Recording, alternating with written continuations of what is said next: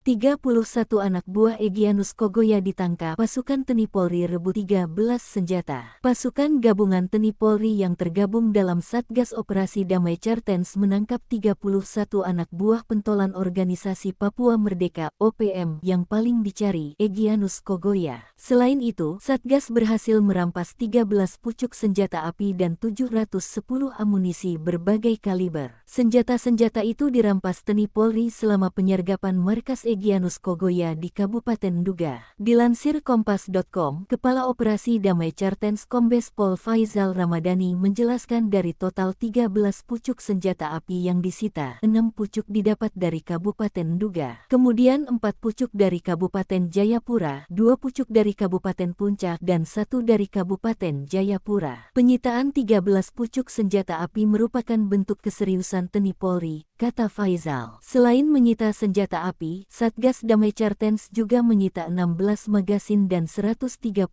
senjata tajam. Selain itu ada pula alat komunikasi berupa 76 unit ponsel dan 23 handi talkie (HT). Turut disita pula 4 unit radio SSB, 7 buah kamera dan teropong, 4 laptop dan 4 bendera bintang kejora. Tak hanya itu, Faizal menyebutkan pihaknya telah menahan 31 orang anggota OPM untuk menjalani